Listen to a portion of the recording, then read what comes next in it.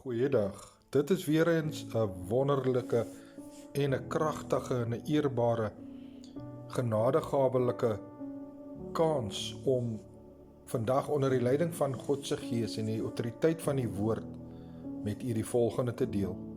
Gister het ons met die manne gepraat, vandag praat ons met die vroue. Die opskrif is dan: Vroue, doen julle. Natuurlik, die Bybelse beginsel vir vroue behels God se opdrag vir hulle om hom lief te hê en te respekteer, wysheid en liefde en leiding te toon en aktief betrokke te wees in die huisgesin en gemeenskap.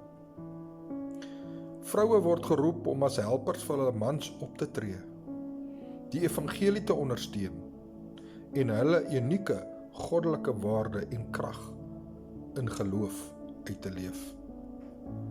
In God se soewereine ontwerp is mans en vrouens verskillend geskape, maar met unieke rolle wat mekaar aanvul, net soos God die kerk aanvul.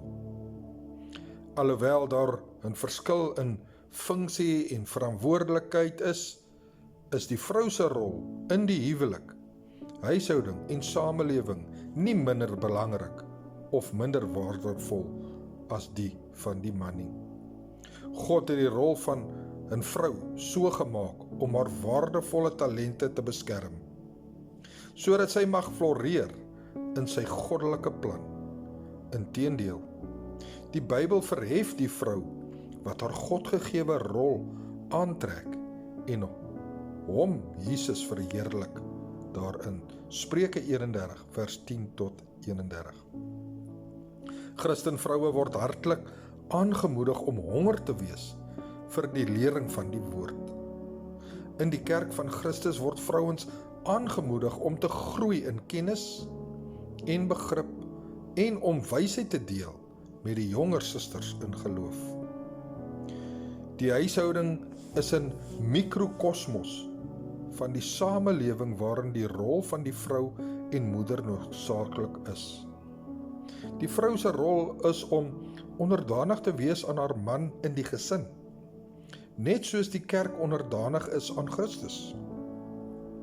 Sy is gemaak om kinders te dra en saam met haar man hulle groot te maak in die weë van die Here. Ons moet ons verantwoordelikheid aanvaar en gretig soek na wie die Here wil hê ons moet koester.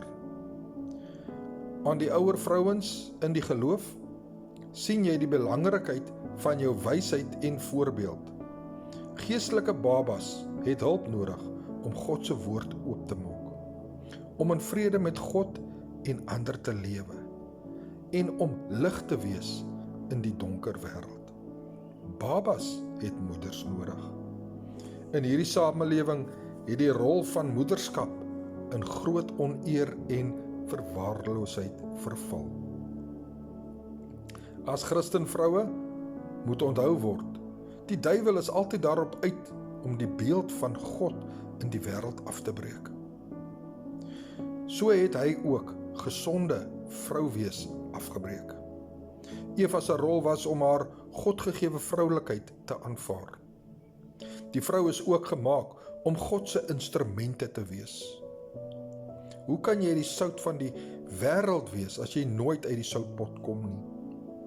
Hoe kan jy die lig van die wêreld wees as jy bedek word met 'n emmer? Dit is tyd dat dames, as Christen dogters, vrouens en moeders, hulle lewens absoluut oorgee vir die wil en plan van ons Here God.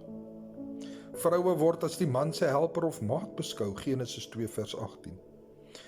Wat beteken om hom by te staan, aan te vul en saam met hom besluite te neem. Vroue word aangemoedig om hul mans en kinders lief te hê, Titus 2 vers 4. Die vrou moet aan die man ook die verskuldige welwillendheid bewys, net soos die man aan die vrou. Die ouer vroue moet ook in hulle gedrag wees soos dit die heiliges betaam. Geen kwaadspreekers of aan baie wyn verslaaf nie, maar leraresse van wat goed is. sodat hulle die jong vroue kan leer om versigtig te wees. Titus 2 vers 3 tot 5. Brood en water, 5 minute woord bediening, Pastoor Gary, en ek sê weer, Jesus is baie lief vir jou. Amen.